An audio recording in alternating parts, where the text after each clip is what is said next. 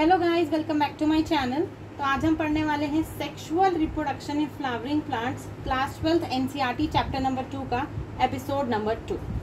सो हमने episode number 1 में पहली बार क्या क्या पढ़ा, ठीक है। एपिसोड नंबर 1 में हमने पढ़ा था अबाउट द फ्लावर का स्ट्रक्चर।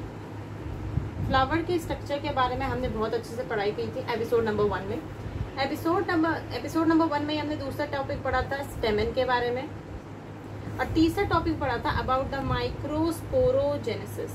इसके बारे में पढ़ा था माइक्रोस्पोरोजेनेसिस। मुझे पूरी उम्मीद है, मैंने आप लोगों को बोला था कि आप इतना पार्ट जो है एनसीईआरटी से जरूर पढ़ के आइएगा। तो आई होप आप सभी जितना पार्ट मैंने आपको पढ़ाया था 1, 2, 3 टॉपिक थे, आप इसको एनसीईआरटी से पढ़ के जरूर आए होंगे। तो अब हम आज की क्लास की शुरुआत करते हैं, जो है एपिसोड नंबर 2। तो इस पार्ट में हम क्या क्या पढ़ने वाले हैं मैं आपको बता देती हूँ पहले शुरुआत में कि इस पार्ट में एपिसोड नंबर 2 में हम क्या क्या पढ़ने वाले हैं। तो एपिसोड नंबर 2 में हम पढ़ेंगे फ्लावर में ही about the female reproductive structure. Female reproductive structure, जो मैंने थोड़ा सा आपको कल ही हिंट दे दिया था, जिसको हम कार्पल या पिस्टल कहते हैं। मैंने उसके आपको पार्ट भी बताए थे। आज हम उसको और डिटेल में जानेंगे, कार्पल और पिस्टल। और सेकेंड पार्ट पढ़ेंगे इसी कार्पल और पिस्टल में, जो होता है मेगास्पोरोजेनेसिस। वो माइक्रोस्पोरोजेनेसिस था। इस चैप्टर में पढ़ने वाले हैं, इस लेक्चर में हम पढ़ने वाले हैं अबाउट द माइक्रोस्पोरोजेनेसिस, ठीक है। ये दो टॉपिक हम पढ़ने वाले हैं। ये जब एपिसोड खत्म होगा तो ये दो टॉपिक जो है आपके टिप्स में हो जाएंगे। तो मैं बताती हूँ। अब हम इसका जो क्लास है, क्लास की शुरुआत करते हैं। तो सबसे पहले मैंने बोला female reproductive structure. Female reproductive structure, जिसे हम बोलते हैं कार्पल या फिर पिस्टल। पहले मैं इसका स्ट्रक्चर आपको बता के दिखा सकती हूँ, ठीक है। पहले मैं आपको स्ट्रक्चर बना के दिखाती हूँ। देखो इसका स्ट्रक्चर कैसे होता है, बहुत सिंपल स्ट्रक्चर है। सबसे पहले आपको ऐसा लैंडिंग प्लेटफॉर्म बनाना है, ठीक है। ऐसा आप क्या करेंगे, सबसे पहले एक लैंडिंग प्लेटफॉर्म बना देंगे, ठीक है, इस प्रकार का। फिर आपको ऐसे एक डंडी सी बना देनी है, ऐसे ट्यूब जैसी। फिर आपको करना है एक गोला सा बना देना है, मोटा सा। कुछ इस प्रकार का स्ट्रक्चर जो है हमारा स्टेमन या कार्पल या पिस्टल का, मतलब ये कार्पल या पिस्टल का देखने के लिए मिलता है। तो जब हम इसके इस वाले पार्ट की बात करते हैं, ये जो इसका लैंडिंग प्लेटफॉर्म है, इसे मैं क्या कहती हूँ, स्टिग्मा। क्या कहती हूँ, स्टिग्मा। ये जो इलॉन्गेटेड ट्यूब दिख रहा है, इसे मैं कहती हूँ स्टाइल। ये जो मोटा, ये जो बल्ज पार्ट है, जो नीचे का यहाँ से यहाँ तक मोटा ये बल्ज पार्ट है, इसे मैं कहते हैं ओवरी। पहली बात आप इतना अच्छे से पढ़ लीजिए कि फीमेल रिप्रोडक्टिव स्ट्रक्चर को हम बोलते हैं कार्पल या फिर पिस्टल। ये पूरा उसका स्ट्रक्चर होता है, इसे अच्छे से बना लीजिएगा। इंपॉर्टेंट स्ट्रक्चर है। पहली बात इसका लैंडिंग प्लेटफॉर्म, ठीक है, लैंडिंग प्लेटफॉर्म जिसको हम बोलते हैं स्टिग्मा। इसकी जो इलॉन्गेटेड ट्यूब है, इसे मैं बोलती हूँ स्टाइल। और इसका जो गोला सा पार्ट है, जो नीचे बल्ज्ड पार्ट है, इसे मैं बोलती हूँ ओवरी, ठीक है। अब एनसीईआरटी में इनके बारे में क्या क्या डिस्क्रिप्शन है, मैं यहाँ लिख के आपको बता देती हूँ, जो आपको याद होना चाहिए बिल्कुल बहुत अच्छे से। देखो स्टिग्मा क्या होता है, stigma serve as a landing platform. कैसे सर्व करता है, लैंडिंग प्लेटफॉर्म की तरह, ठीक है। अब लैंडिंग प्लेटफॉर्म का मतलब क्या, देखो मैंने क्या बताया था आपको, जब हम पहले वाली क्लास में जब हम माइक्रोस्पोरोजेनेसिस के बारे में पढ़ा था, तो मैंने आपको पॉलन ग्रेन के बारे में पढ़ाया था ना, पॉलन ग्रेन के बारे में। अब देखो जी, पॉलन ग्रेन के पास थे 2 मेल गैमेट। कितने मेल गैमेट, आई होप आप सबको याद है। तो कितने थे, 2 मेल गैमेट थे। अब जी जो अभी 2 मेल गैमेट है, अब इन्हें फीमेल गैमेट के पास तो पहुंचाना पड़ेगा, तभी तो फर्टिलाइजेशन होगी, तभी तो नेक्स्ट जनरेशन आएगी। तो इसे इन 2 मेल गैमेट को पहली बात फीमेल के पास पहुंचाना होगा। अब मैं इन 2 मेल गैमेट को फीमेल के पास कैसे पहुंचाऊं, देखो ये 2 मेल गैमेट जो है पॉलिनेशन के प्रोसेस के थ्रू, काल को यहाँ लिख देती हूँ नीचे, पॉलिनेशन के प्रोसेस के थ्रू। पॉलिनेशन का मतलब होता है transfer of pollen grain from anther, ठीक है, किससे, एंथर जो मेल रिप्रोडक्टिव स्ट्रक्चर था, फ्रॉम एंथर टू स्टिग्मा। मैं फिर से रिपीट कर देती हूँ, transfer of pollen grain from anther to stigma of the female reproductive part carpel या पिस्टल, ठीक है, उसे हम कहते हैं पॉलिनेशन। अब देखो ये जो पॉलन ग्रेन है, ये यहाँ पर आके लग जाएगा, ठीक है, ऐसे करके यहाँ पर आके लग जाएगा। यहाँ पर पॉलन ग्रेन, इसको मैं लिख देती हूँ पीजे से, ठीक है, पॉलन ग्रेन यहाँ आके लग जाएगा। अब जो यहाँ पर ये पॉलन ग्रेन आके लगा है, तो ये पॉलन ग्रेन की तरह एक लैंडिंग प्लेटफॉर्म की तरह सर्व नहीं कर रहा है। लैंडिंग प्लेटफॉर्म के यहाँ के बैठेगा, लैंडिंग प्लेटफॉर्म की तरह सर्व कर रहा है, तो इसी का मतलब यही लाइन है, ठीक है। बहुत सिंपल लाइन लिखी हुई है कि serve as a landing platform for, किसके लिए, पीजी के लिए, यानी कि पॉलन ग्रेन के लिए। मैंने थोड़ा शॉर्ट फॉर्म यूज किया है, पीजी के लिए, पॉलन ग्रेन के लिए, ठीक है। इतनी बात याद हो गई कि मैंने पहली बात पूरा स्ट्रक्चर बताया था कि जिसको कार्पल या पिस्टल बोलते हैं, जिसका फर्स्ट पार्ट होता है stigma which serve as a landing platform for pollen grain. दूसरा होता है इलॉन्गेटेड ट्यूब जिसे मैं बोलती हूँ स्टाइल। दूसरा बल्ज्ड पार्ट जिसको मोटा सा पार्ट जिसे मैं बोलती हूँ ओवरी, ठीक है। पहले मैं स्टाइल की बात करती हूँ। पहली बात हमने अभी हमने स्टिग्मा की बात पूरी की पूरी कर ली है। अब हम स्टाइल की बात करते हैं। स्टाइल क्या होता है, देखिए जी, स्टाइल क्या होता है। Style is an elongated tube. क्या है, इलॉन्गेटेड ट्यूब है, मेरे साथ दोहराइए, क्या है, इलॉन्गेटेड ट्यूब, ठीक है। ओवरी क्या होती है, ovary is the basal. Basal का मतलब समझता है, बेसल का मतलब देखिए, ये मैंने इसका बेस बनाया, ठीक है। ये जो ओवरी है, ये जो इसको बोलते हैं, इस पूरे पार्ट को, बेसल बर्स्ट पार्ट को ओवरी कहते हैं। तो ये इसका लैंडिंग प्लेन मतलब कि बेसल पार्ट है, मतलब कि बेस पे प्रेजेंट है। बेबी को बेस पसंद है, कहाँ प्रेजेंट है, बेस पे प्रेजेंट है। कहाँ प्रेजेंट है, बेस पे प्रेजेंट है। तो क्या है ये बेसल बल्स्ट। अब बल्स्ट का मतलब क्या होता है, बल्स्ट का मतलब होता है फुला हुआ। ये फुला हुआ पार्ट है ना, इसमें पिचका, ये तो पिचका हुआ है, पिचकू है, ये तो फुला हुआ पार्ट है, इसलिए basal bulged part of ovary, ठीक है। इतनी चीज याद रहेगी। मैं फिर से पूरा का पूरा रिपीट कर देती हूँ ताकि आपके दिमाग में बिल्कुल सेट हो जाए, ठीक है, बिल्कुल सेट हो जाए। पहली बात, फीमेल रिप्रोडक्टिव स्ट्रक्चर को हम बोलते हैं कार्पल या पिस्टल, ठीक है। मैंने बोला ऐसा कुछ दिखता है फीमेल रिप्रोडक्टिव स्ट्रक्चर, ठीक है। इसमें मैंने बोला सबसे पहला तो पार्ट होता है स्टिग्मा। ये यहाँ से लेके यहाँ तक, मैं ऐसे दिखा देती हूँ, यहाँ से लेके यहाँ तक, ठीक है, इतना पार्ट होता है स्टिग्मा। स्टिग्मा को हम क्या बोलते हैं, स्टिग्मा को हम बोलते हैं serve as a landing platform for pollen grain.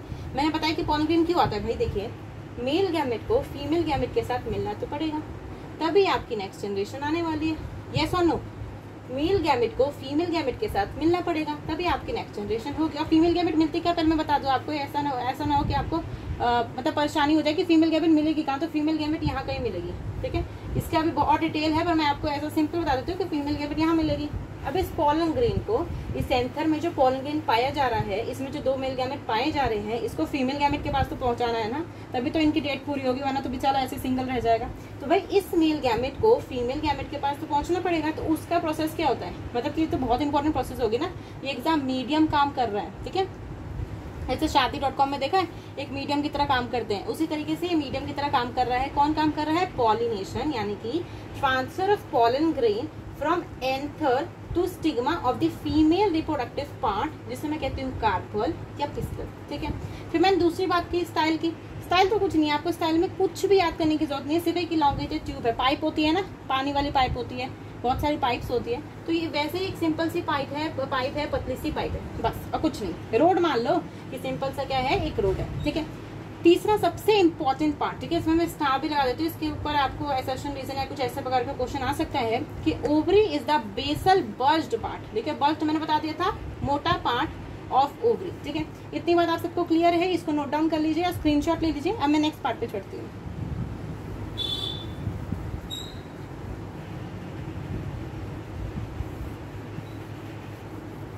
ठीक है, अभी हमने फीमेल रिप्रोडक्टिव पार्ट के बारे में पढ़ लिया, स्टेमन के बारे में पढ़ा, कार्पल के बारे में पढ़ा, पिस्टल के बारे में पढ़ा।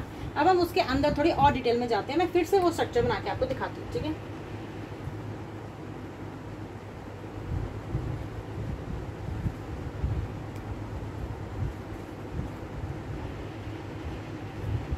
कुछ इस प्रकार का स्ट्रक्चर देखा था पहले, याद तो है ना कि भूल गए?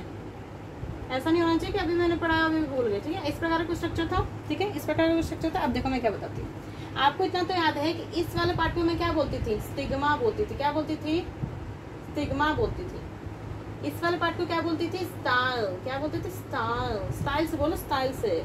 इस वाले पार्ट को, इतना जो पूरा पार्ट है, ठीक है, इतना जो पूरा पार्ट है, इसको मैं क्या बोलती थी, ओवरी, ठीक है। क्या बोलती थी, ओवरी बोलती थी।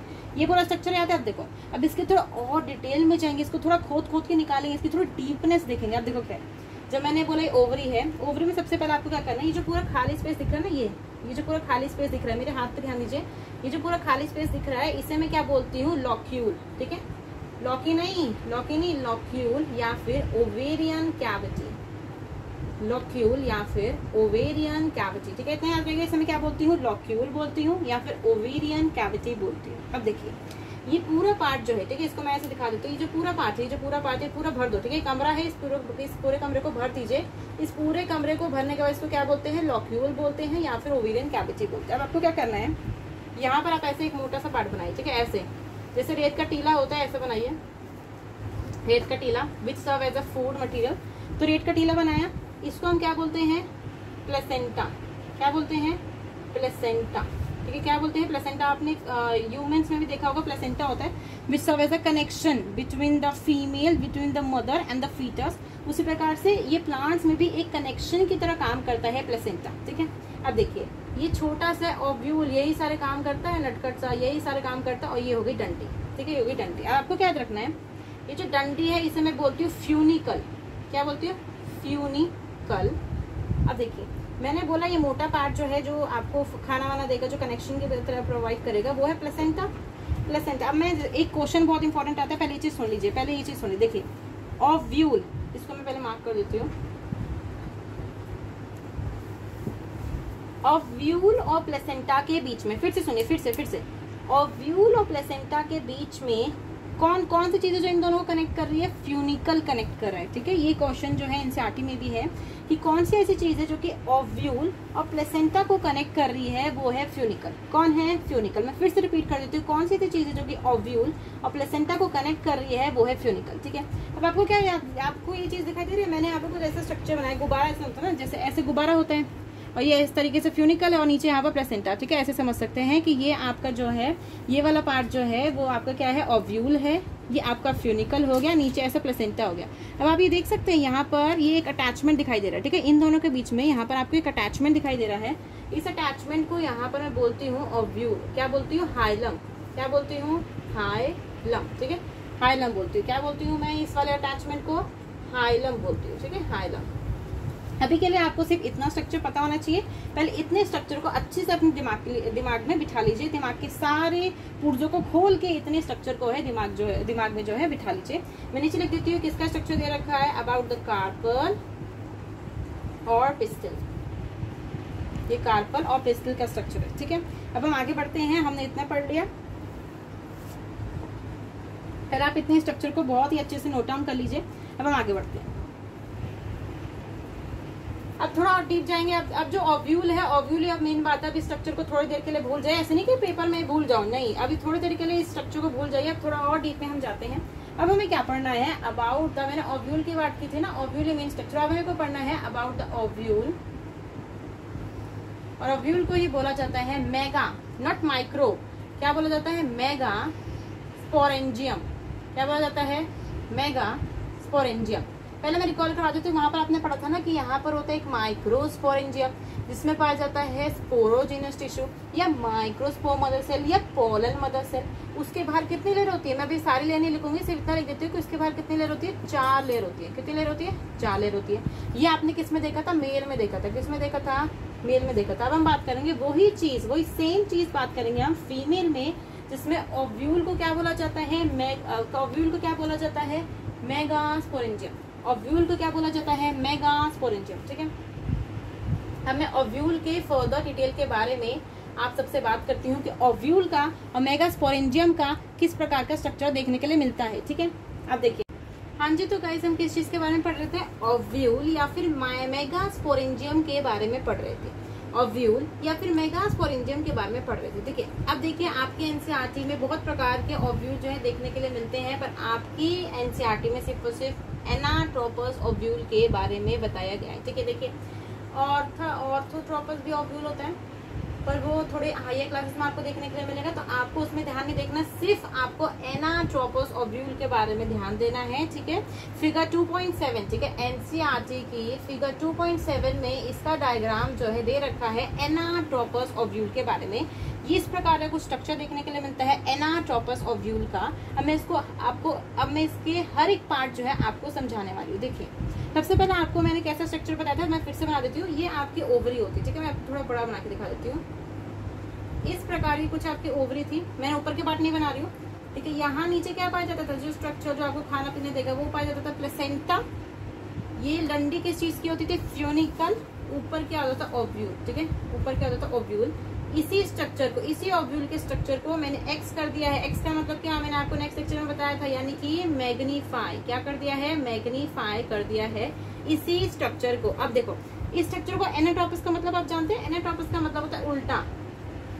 क्या मतलब होता है, उल्टा मतलब होता है, ठीक है। मतलब अब आपको सीधा नहीं देखना, तारक मेहता के उल्टे चश्मे से आपको इसको देखना है, ठीक है। अब देखो मतलब आपको कैसे देखना है, उल्टा मतलब क्या है, देखिए इस प्रकार का स्ट्रक्चर था, आप ऐसे समझ सकते हैं। ये ओव्यूल है, ठीक है, ये ओव्यूल है, ये अंदर क्या हो गया, फ्यूनिकल, नीचे क्या हो गया, प्लेसेंटा, ठीक है, नीचे क्या होगा, प्लेसेंटा। अब मैंने क्या किया, इसी स्ट्रक्चर को ऐसे कर दिया, ठीक है, इसी स्ट्रक्चर को कैसे कर दिया, ऐसे कर दिया, ठीक है, उल्टा कर दिया। आपने क्या किया, उल्टा कर दिया। मतलब क्या है, ये जो प्लेसेंटा अभी नीचे आ रहा है, इस प्लेसेंटा को आप ऊपर ले जाइए। पर मैंने इस डायग्राम में, मतलब एनसीईआरटी के डायग्राम में यहाँ पर कायदे से प्लेसेंटा होना चाहिए था, पर वो पार्ट नहीं दिखाया गया है, तो हम भी इसमें नहीं दिखाएंगे, ठीक है, क्योंकि हम टोटली एनसीईआरटी पे बेस्ड है, उसी से बात करें, क्योंकि सीबीएसई में वही आने वाला है। तो मतलब क्या है, इस प्लेसेंटा को हटा दो, बच गए दो पार्ट। मैं यहाँ पे नीचे बना के दिखा देती हूँ। एक बच गया आपका ओव्यूल और नीचे बच गया आपका फ्यूनिकल। अब आपको इस पार्ट को उल्टा करना है, तो मतलब कि नीचे कौन आएगा पहले, मतलब पहले कौन आएगा, पहले फ्यूनिकल आएगा, ठीक है, पहले फ्यूनिकल आएगा। तो वही तो स्ट्रक्चर यहाँ दे रखा है, पहले क्या कर दो, फ्यूनिकल लिख दो।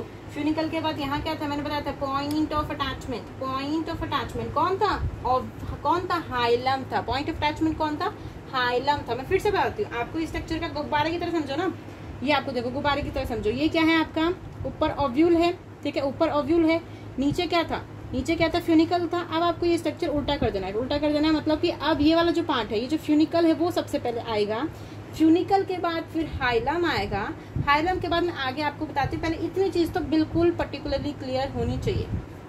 इतनी चीजें क्लियर नहीं है तो अब आगे कैसे बताओगे, ठीक है। पहले इतनी चीजें अच्छे से याद करिए। मैंने क्या कहा कि एनाटॉपस ओव्यूल का मतलब होता है उल्टा ओव्यूल। सीधा ओव्यूल नहीं पढ़ रहे जी, उल्टा ओव्यूल पढ़ रहे हैं, तो उल्टा ओव्यूल याद रखिएगा, ठीक है। उल्टा ओव्यूल के बारे में बात हो रही है, ठीक है। अब मैं आगे चलती हूँ। आगे क्या आपको याद रखना है कि यहाँ पर 1 और 2 एनसीईआरटी में लाइन दे रखी है, 1 और 2 प्रोटेक्टिव एनवलप्स। मैं यहाँ पर लिख देती हूँ 1 और 2 प्रोटेक्टिव। कैसे प्रोटेक्टिव एनवलप्स आर देयर, कैसे एनवलप्स आर देयर, जिन्हें हम क्या बोलते हैं, इंटेगुमेंट बोलते हैं। इंटेगुमेंट क्या बोलते हैं, इंटेगुमेंट बोलते हैं। मैंने बोला 1 और 2 प्रोटेक्टिव एनवलप्स आर देयर, जिसे हम क्या बोलते हैं, इंटेगुमेंट बोलते हैं। तो मैंने वही तो यहाँ पर बनाया। आप देखिए स्ट्रक्चर को देखिए, मैंने यहाँ पर सबसे पहले एक ओव्यूल बनाया, मतलब एक यहाँ पर बनाया ऐसे। ये वाला कौन सा पार्ट है, आउटर इंटेगुमेंट। कौन सा पार्ट है, आउटर इंटेगुमेंट। उसके अंदर वाला पार्ट मैं ऐसे लाइन करके दिखा देती हूँ। ये अंदर वाला पार्ट, ये अंदर वाला पार्ट क्या है, इनर इंटेगुमेंट। मतलब कि 1 और 2 प्रोटेक्टिव एनवलप, जिसको मैं बोलती हूँ इंटेगुमेंट्स, इसके 2 टाइप होंगे। इससे कितने टाइप होंगे, 2 टाइप होंगे, एक आउटर इंटेगुमेंट, एक इनर इंटेगुमेंट। मैं वही बना के दिखाया है कि एक होगा आउटर इंटेगुमेंट और एक होगा इनर इंटेगुमेंट, ठीक है।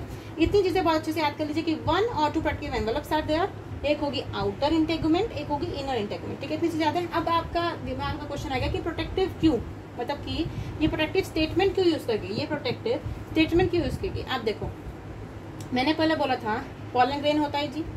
पॉलन ग्रेन के अंदर मेल गैमेट पाए जाते हैं, ठीक है। वो मेल गैमेट को डेट के लिए फीमेल गैमेट के साथ मिलना है, ठीक है।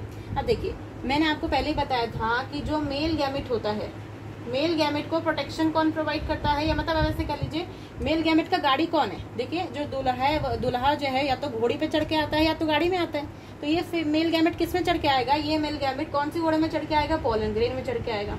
अब भाई जो पॉलन ग्रेन है, पॉलन ग्रेन ने क्या किया, अपने आसपास जो है Z+ सिक्योरिटी लगा रखी है कि नहीं, Z+ सिक्योरिटी लगा रखी है। वो Z+ सिक्योरिटी का क्या नाम था, जल्दी से रिकॉल करिए, स्पोरोपोलिन। क्या नाम था, स्पोरोपोलिन, ठीक है। ये थी भाई इसकी Z सिक्योरिटी। मतलब क्या है, हमारा मेल इसमें बहुत आगे है जी। मेल गैमेट है, गाड़ी में बैठ के आया पॉलन ग्रेन, ठीक है। गाड़ी वाला आया कचरा निकाल, तो मेल गैमेट जो है पॉलन ग्रेन में बैठ के आया, ठीक है। पॉलन ग्रेन यानी कि गाड़ी में बैठ के आया, घोड़े में बैठ के आया। उस घोड़े के पास Z+ सिक्योरिटी थी जी। उस Z+ सिक्योरिटी को क्या बोलते हैं, स्पोरोपोलिन। क्या बोलते हैं, स्पोरोपोलिन, ठीक है। इतना तो पार्ट हो गया मेल गैमेट का, मतलब कि मेल गैमेट को प्रोटेक्शन मिल गई। अब मेल गैमेट को प्रोटेक्शन मिलने के बाद भाई हमारी फीमेल कहाँ पीछे रहती है, औरतें पीछे रहती है, नहीं रहती। अब फीमेल को भी तो Z+ सिक्योरिटी की जरूरत है। उसी Z+ सिक्योरिटी को क्या बोलते हैं, इंटेगुमेंट बोलते हैं। क्या बोलते हैं, इंटेगुमेंट बोलते हैं, ठीक है। तो इतनी चीज आपको याद हो गई कि मेल की Z+ सिक्योरिटी को क्या बोलते हैं। आप अच्छे से ध्यान दीजिए कि मेल की Z+ सिक्योरिटी को क्या बोलते हैं, स्पोरोपोलिन। फीमेल की Z+ सिक्योरिटी को क्या बोलते हैं, इंटेगुमेंट। ठीक है, इतनी चीज याद हो गई। मतलब मैंने फ्यूनिकल बता दिया, मैंने हाइलम बता दिया, इंटेगुमेंट, आउटर इंटेगुमेंट बता दिया और इनर इंटेगुमेंट बता दिया। अब क्या रह गई, 3 चीजें रह गई। पहली माइक्रोपाइलर एंड, दूसरी चलाजल एंड, और तीसरा सबसे इंपॉर्टेंट पार्ट, ये तुम अपने आप को भूल जाना पेपर में जाते समय, इसको मत भूलना, ठीक है। क्या होता है, न्यूसेलस। एटलीस्ट इस चैप्टर में आपको सबसे ज्यादा इंपॉर्टेंट ये चीज जो है एटलीस्ट याद होनी चाहिए, ठीक है। कुछ याद ना हो, न्यूसेलस जरूर याद रख के जाना, वरना तो भाई ठन को पार हो जाएगा, ठीक है।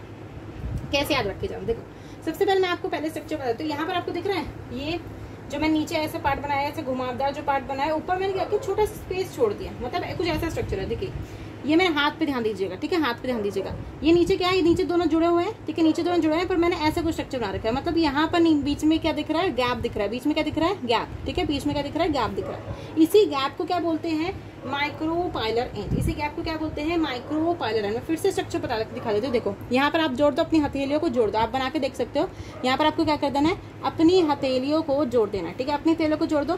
फिर देखो ऊपर आपको कुछ स्पेस दिखाई दे रहा है, छोटा सा स्पेस, ठीक है। इन दोनों को जोड़ो, इन दोनों को ऐसे मत करना कि ऐसे जोड़ के ऐसे बनाएंगे, नहीं, इन दोनों को जोड़िए, ठीक है, ऊपर को मत जोड़िए। तो ऊपर को जो नहीं जोड़े वो कौन सा पार्ट है, उसी पार्ट को माइक्रोपाइलर एंड करते हैं। और इसी पार्ट को जहां मेरी हथेलियां मिल गई, जहां पर मेरी हथेलियां मिल गई, उस पार्ट को क्या बोलते हैं, चलाजल एंड। क्या बोलते हैं, चलाजल एंड। और एनसीईआरटी में इसकी इंपॉर्टेंट लाइन दे रखी है, मैं सिर्फ बोल देती हूँ, आप ध्यान से सुन लेना। कि मतलब micropylar end is the region where integuments are absent, ठीक है, इंटेगुमेंट्स आर एब्सेंट। मतलब आप ऐसे समझ लो, एक स्टोरी समझो, ठीक है। भाई हमारी फीमेल के पास Z+ सिक्योरिटी प्रेजेंट थी, जिसको हम इंटेगुमेंट बोला करते थे। अब उसके पास जो Z+ सिक्योरिटी प्रेजेंट है, अब वो Z+ सिक्योरिटी बहुत ज्यादा ही मनमानी होगी। वो कहती है अब दूल्हे को भी नहीं आने देंगे। भाई ये तो बात गलत है ना, अब दूल्हा ही नहीं आएगा तो शादी कहाँ से होगी, बच्चे कहाँ से होंगे, जब दूल्हा को तो आना जरूरी है। अब दूल्हे को कैसे लाया जाए, देखिए दूल्हे को लाने के लिए ही नेचर ने बायोलॉजी ने ये जगह छोड़ी है, ये स्पेस छोड़ा है, जिसको हम बोलते हैं माइक्रोपाइलर एंड। क्या बोलते हैं, माइक्रोपाइलर एंड। इसको फिर से रिपीट करके अच्छे से सुन लीजिएगा, आप कभी नहीं बोलोगे, ठीक है। दूसरी बात क्या है, दूसरी बात सिर्फ एक चीज याद करिए कि चलाजल एंड हम कहते हैं चलाजल एंड, चला जा। चलाजल एंड क्या होता है, ऐसा एंड जो कि अपोजिट हो, कैसा हो, विपरीत हो, किससे, माइक्रोपाइलर एंड के, विपरीत हो किससे, माइक्रोपाइलर एंड के, ठीक है। इतनी चीज याद रहेगी। मतलब कि मैंने फ्यूनिकल बता दिया, मैंने हाइलम बता दिया, micropylar and, chalazal end, inner integument और आउटर इंटेगुमेंट, ठीक है। अब हमें किसकी बात करनी है, अब हमें बात करनी है अबाउट द न्यूसेलस, ठीक है। ये सबसे इजी टर्म मुझे लगता है न्यूसेलस, जो सबको याद हो जाता है। न्यूक्लिया से आप रिलेट करके याद कर सकते हो न्यूसेलस टर्म, ठीक है। न्यूसेलस आप ऐसे समझ लो, जैसे वहां पर आपने देखा था ना स्पोरोजिनस टिश्यू था, ठीक है। क्या था वहां पर, याद है कि नहीं, क्या था वहां पर, मेल के केस में स्पोरोजिनस टिश्यू पाया जाता था, फीमेल के केस में न्यूसेलस पाया जाता है, सिर्फ इतना याद रखना, ठीक है। न्यूसेलस का क्या क्या काम होता है, मैं नीचे लिख देती हूँ। न्यूसेलस के पास होता है डेंस साइटोप्लाज्म। क्या होता है, डेंस साइटोप्लाज्म होता है, ठीक है। एक मिनट, न्यूसेलस के पास क्या होता है, डेंस साइटोप्लाज्म, डेंस साइटोप्लाज्म। मैंने एक लाइन बताई थी, अगर वो मेरा स्टूडेंट है वो कभी नहीं भूल सकता कि डेंस साइटोप्लाज्म का क्या मतलब होता है। डेंस साइटोप्लाज्म का मतलब होता है कि जो बहुत ज्यादा काम करे। अब भाई यहाँ न्यूसेलस बहुत ज्यादा काम करता है, मैं आगे बताऊंगी कि इसके क्या क्या काम है। मतलब तुम तो पैर पड़ जाओ इसके, ठीक है, तो मतलब इतने काम करता है। पहला का इसलिए आप डेंस साइटोप्लाज्म को याद रख लीजिए। दूसरा टर्म, इट प्रोवाइड्स न्यूट्रिशन। क्या देता है, न्यूट्रिशन देता है, ठीक है। इन सिर्फ 2 टर्म को याद रखना कि डेंस साइटोप्लाज्म और न्यूट्रिशन, ठीक है। अब यहाँ तक हो गया, हम आगे बढ़ते हैं। पहले आप इतनी चीजों को, जितना भी मैंने पढ़ाया है, इसको अच्छे से नोट डाउन कर लीजिए, अपने दिमाग के सारे कक्षों में इसको बिठा लीजिए, ठीक है। आगे बढ़ते हैं, इसको रख कर देते हैं।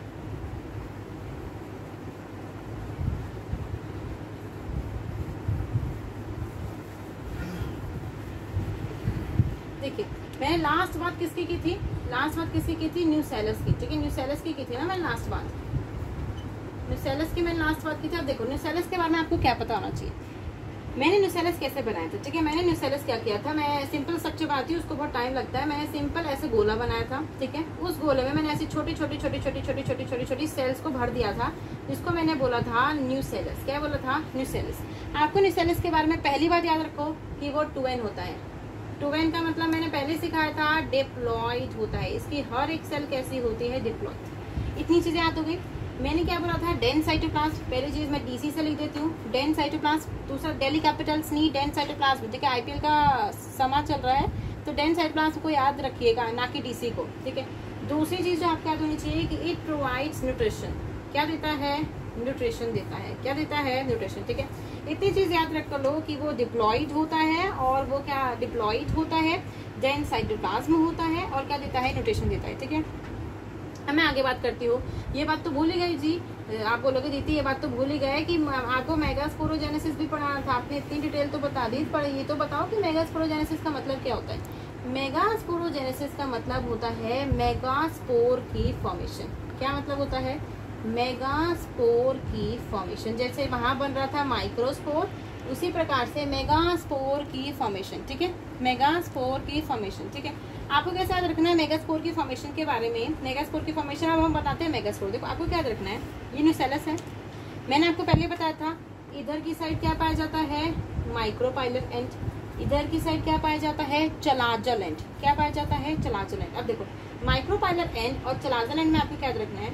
माइक्रोपाइलर एंड की तरफ की, ध्यान से सुनना, माइक्रोपाइलर एंड के, सो मत, माइक्रोपाइलर एंड की तरफ की जो सेल होगी, ठीक है, एक सेल बहुत ही ज्यादा बड़ी हो जाएगी, वो क्या करेगी? देखो वो क्या करेगी, माइक्रोपाइलर एंड की तरफ की जो सेल होगी वो थोड़ी बड़ी हो जाएगी। अब मतलब कि क्या है, मान लो अभी इतनी सी है, ठीक है, अभी इतनी सी है, वो क्या करेगी? इतनी बड़ी हो जाएगी, मतलब खा पी के इतनी बड़ी हो गई। मतलब मैं ऐसे आपको बना के दिखा देती हूँ कि ये कितनी बड़ी हो जाएगी, इतनी बड़ी हो जाएगी। कितनी बड़ी हो जाएगी? इतनी बड़ी। ठीक है, इतनी बड़ी हो गई, मतलब यहाँ पर सारी बिंदी बिंदी से पाई जा रही है, और ये कितनी बड़ी हो गई? इतनी बड़ी हो गई। ठीक है, अब आपको क्या रखना है, जब ये इतनी बड़ी हो गई सेल्स, इसी सेल को क्या बोला जाता है? Megaspore mother cell. क्या बोला जाता है? मेगास्पोर मदर सेल, जिसकी प्लॉइडी होती है 2n। ठीक है, जिसकी प्लॉइडी क्या होती है? 2n होती है। देखिए इतनी चीज याद रख ली। अब इसके आगे बढ़ते हैं।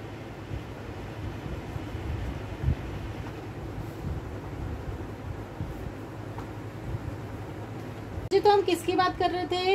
Megaspore mother cell. मैंने अभी आपको बताया था कि हमने क्या बना ली है? मेगास्पोर मदर सेल बना ली है। क्या क्या स्पेलिंग होती है? Megaspore mother cell. ठीक है, अब ये बन चुके हैं भाई। हाँ, अपने पीठ को थपथपाइए कि आप मेगास्पोर मदर सेल तक पहुंच चुके हैं। मतलब आप ऐसा कह सकते हैं कि दूल्हा जो है द्वार पे पहुंच चुका है। ठीक है, मेगास्पोर मदर सेल तक आप पहुंच गए। अब आगे आपको क्या याद रखना है? मेगास्पोर मदर सेल के बारे में। ठीक है, मेगास्पोर मदर सेल बन गई है। वहां पर आपको याद था ना, जो माइक्रोस्पोर मदर सेल थी वो मियोसिस करती थी। अब ये भी कहाँ पीछे, ये भी क्या करेगी? मियोसिस। क्या करेगी? मियोसिस। ठीक है, इसने भी किया मियोसिस, और क्या बनाती? 4। कितने बनाती? 4। कितने बनाती है? 4 मेगास्पोर बनाती है। ठीक है, 4 मेगास्पोर बनाती है। मैं बना के दिखा सकती हूँ। देखिए ये है सेल मेगास्पोर मदर सेल का 2n। ठीक है, 2n, इसके पास ये नीचे से यहाँ पर एक न्यूक्लियस बना दो। ठीक है, क्या बना दो? न्यूक्लियस बना दो। ठीक है, इसने क्या किया? मियोसिस किया। मियोसिस। ठीक है, मियोसिस करने के बाद 4 सेल बना दी, 1 2 3 और 4। चारों की चारों कैसी होगी? मियोसिस के बाद कैसी सेल्स बनती है? सेल साइकिल सेल डिवीजन पढ़ा तो है ना? कैसी सेल्स बनती है? हैप्लॉइड। कैसी सेल्स बनती है? Haploid haploid haploid. ठीक है, पहली बात मैं इसके एंड के बारे में बता दूं, ये आपको ये बहुत ज्यादा इंपॉर्टेंट है। इसके एंड्स को अच्छे से याद कर लेना। आपको ये नीट हो चाहे सीबीएसई हो, इसके एंड्स के बारे में आपको पक्का कंफ्यूज करेगा कि ये वाला एंड कौन सा होता है और ये वाला एंड कौन सा होता है। देखिए, एंड्स बताने से पहले मैं आपको एक चीज बताना चाहती हूँ, मोनोस्पोरिक डेवलपमेंट के बारे में। ठीक है, आपने ये स्टेटमेंट पढ़ी होगी, मोनोस्पोरिक डेवलपमेंट। किसके बारे में?